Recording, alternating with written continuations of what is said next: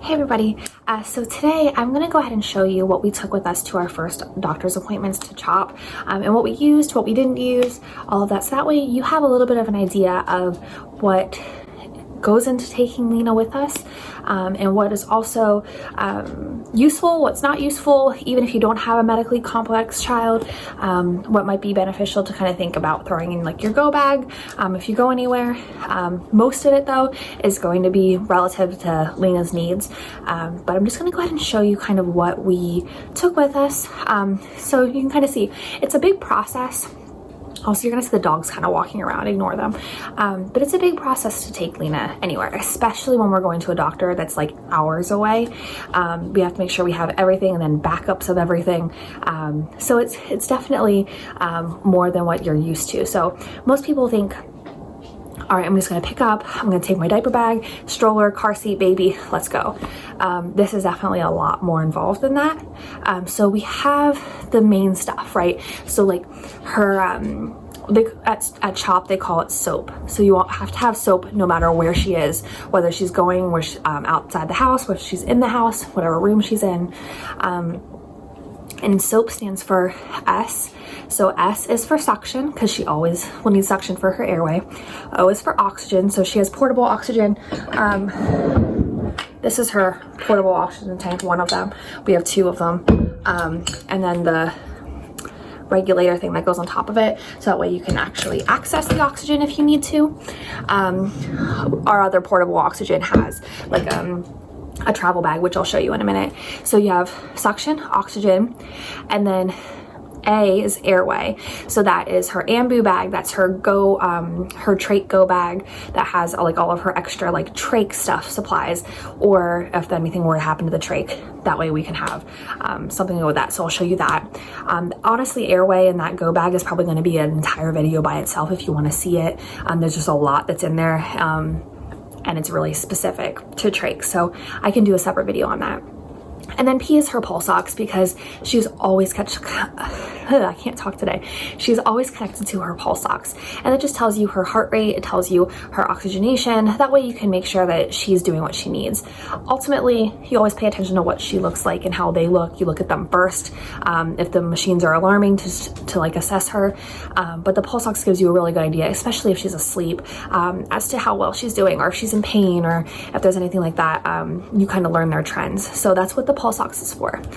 So I'm going to go ahead and jump right into it. So you know that we're going to have at least those things, and then all the stuff on top of it, like her G-tube stuff, her meds, and her diaper bag. So let me go ahead and jump right into that. Alright, so I'm going to go ahead and show you the S.O.A.P. things that I was just talking about. So her suction is upstairs in her nursery right now, so I'm not going to go get it.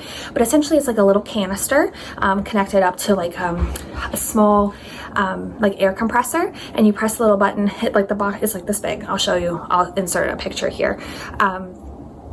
But essentially you just turn it on and it allows you to suction from her airway. So she has an inline suction always connected to her trach, and then you can just suction that way. And that's just to remove any kind of obstruction for her airway, or like how you and I would cough to clear anything or clear any kind of congestion. She can't do that. So we do that for her through the suction.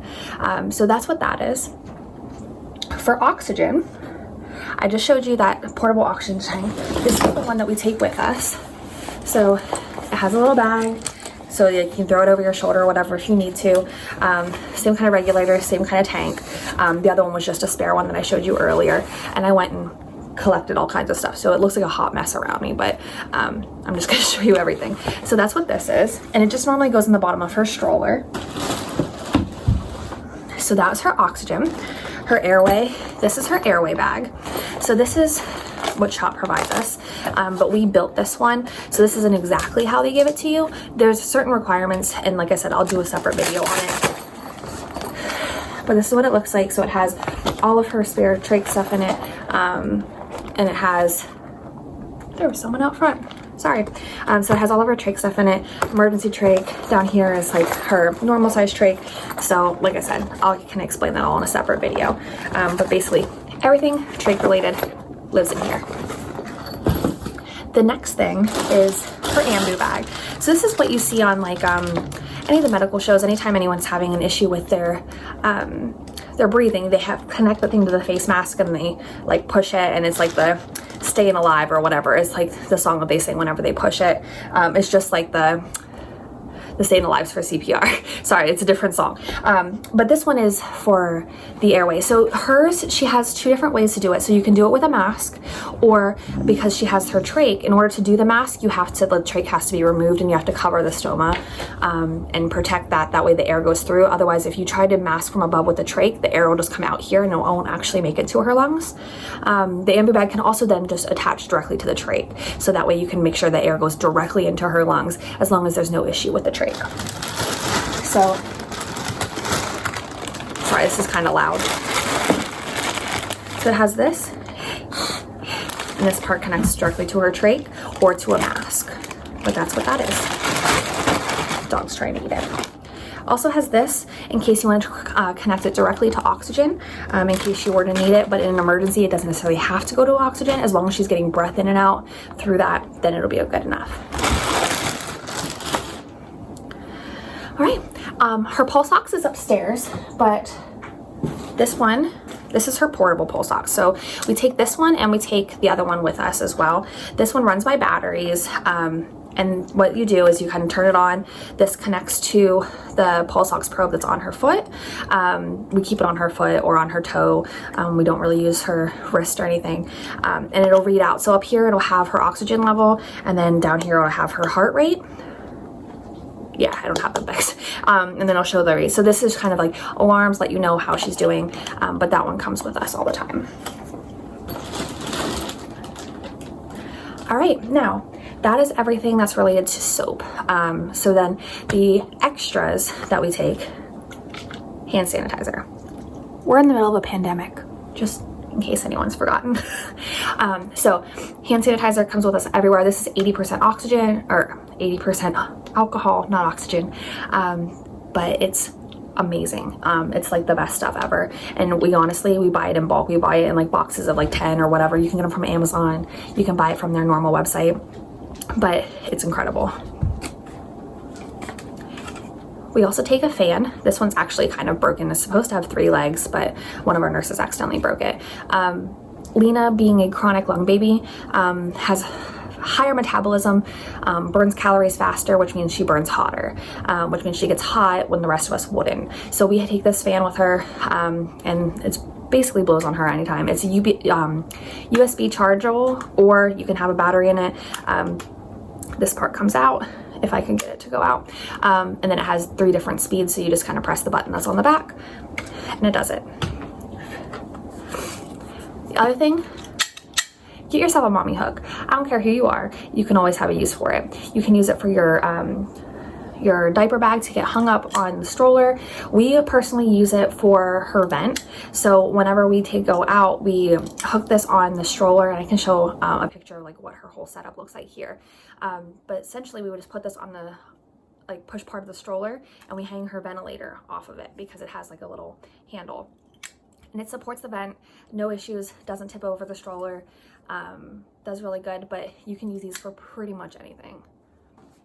This is what we use for her G-tube bag. So this stuff is kind of the extra, right? Like, you don't absolutely have to do it, but because we were going hours away, in case something were to happen, we wanted to have spares of everything. So this wouldn't be like, if we were just gonna run out somewhere, we wouldn't take this with us, but just because further trips. So this bag from 31, I had it made for us, but here it is. So what I have in here is a spare G-tube. So this is a set. It has the G-tube in here, which is right there. This is the G-tube button that goes in. These are all syringes and stuff to help you if you, because you have to inflate it with water to hold it in. You have lubrication to help insert it so it's not painful for her. Have an extension set. This is what connects to it, so that way you can administer a feed from like a little bit away from the button. You don't have to like push it right into her stomach. And so you just have this is like a little guide to help push it through. But yeah, so that's a mini button. That's what hers is. They have Mickey's too, but hers is a mini. Yeah, I think it's kind of cute though, right? Like Mickey and Minnie Mouse. So that goes in here. The other things, we have sterile cotton swabs. These are just so that we can clean around the area in case there was a leak or anything like that and we needed to get a good view of the area. We would use a whole bunch of cotton swabs. We have Methylex Light. So we cut this into 4s, and this, like, we use one corner of it as the dressing around the G-tube. And then we use Mepitac tape. So it's a silicone-based tape, and we cut it into strips, and we use that as part of her dressing. It just keeps the button from moving too much, keeps her skin protected. She has so sensitive skin, we have to be really careful. So that's what we use. I also packed an extra feed bag just in case we were to need it, because when you travel that far away, it's not just as easy as packing up a formula. You have to pack up the formula, but you also have to make sure you have it in case for some reason the feed bag would break or whatever. That just gives you a spare. So that's what that is. So that's her G-tube bag. All right, this one, it's mostly empty right now, but this one, it was her med bag. So this is where we put all of her medications in it.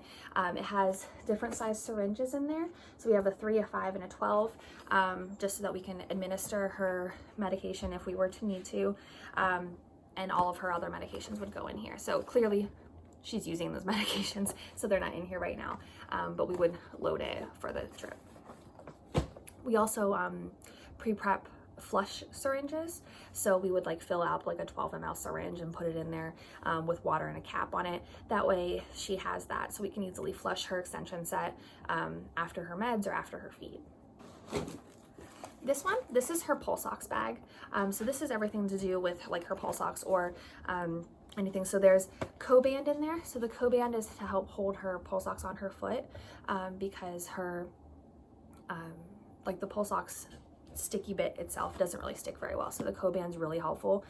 So if you use a pulse ox, get yourself Coband. You can buy a whole bunch of it off Amazon for not very expensive. Also, I live off Amazon in case you can't tell. All these bags came from Amazon too, but there's a spare pulse ox in there. There's a G-tube extension set as like a just in case, because this way, this one was always in her diaper bag. This one's separate, so that way we always have one in case something were to happen to it. But that's all that's in there. Her next one, this one is toys, because she's a baby. So they have toys. They want things to interact with and things to play with. And so there's a whole bunch of things that make noise. Crinkle paper ones, basically anything she wants to play with or can keep her interested. We threw them in here. Okay, so now moving on to her diaper bag portion. So this is everything that's diaper related. So again, in a pandemic, we have wipes. Then we have baby wipes. So these are Pampers Sensitive. We normally use Pampers Pure, but just because we're trying to keep the ones that seal really good in her diaper bag so that they don't dry out. So that's what those are. Pampers Pure for some reason don't seal as well. I'm not sure like what's with their packaging. I don't know, get with it. Then we have these boogie wipes. They're just kind of hand and face wipes. We also use the Johnson & Johnson hand and face wipes. Those are really good as well. Essentially, they just are gentle cleansing wipes for her face or whatever.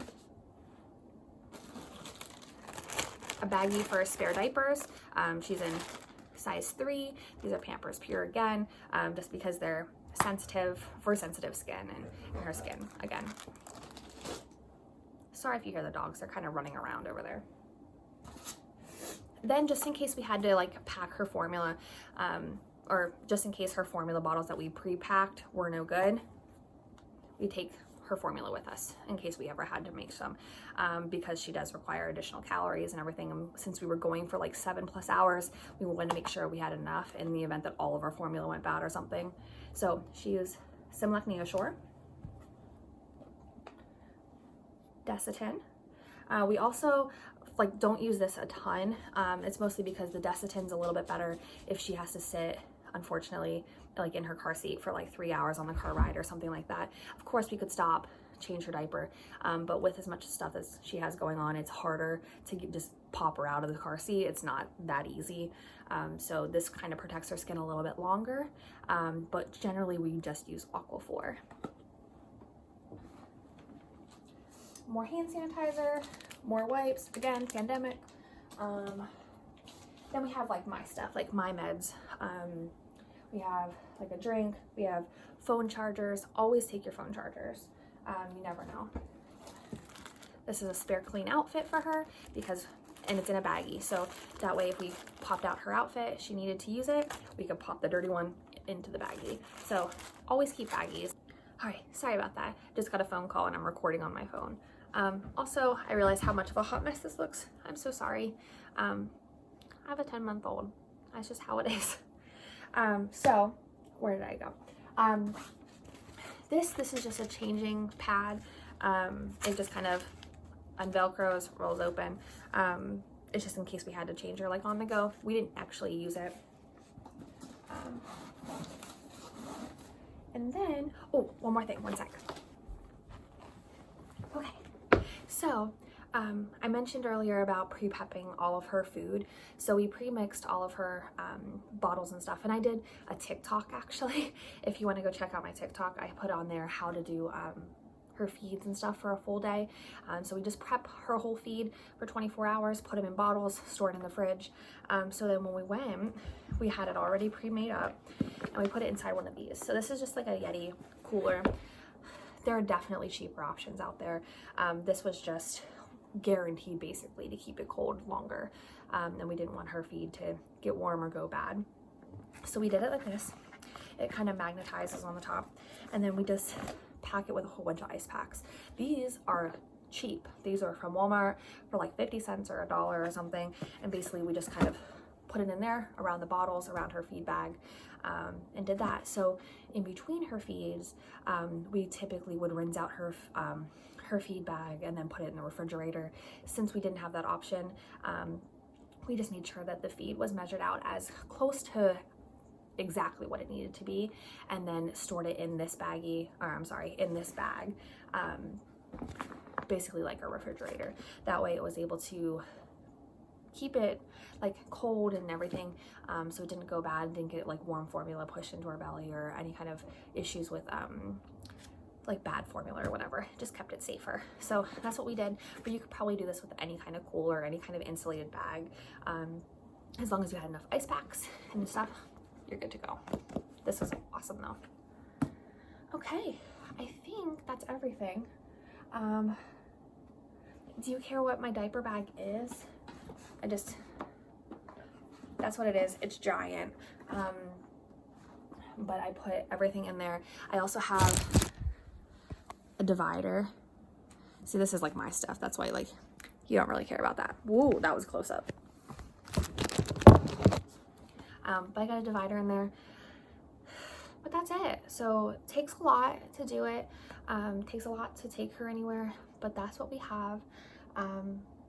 If you have any questions, please just let me know. Post it in the comments or send me a message. I'm glad to help out with anything. I can definitely show you our setup when we go portable too. Back all here, this is all like her medical supply storage. So if you want to see like a tour of that or how we organize all of that, I'm glad to do that too.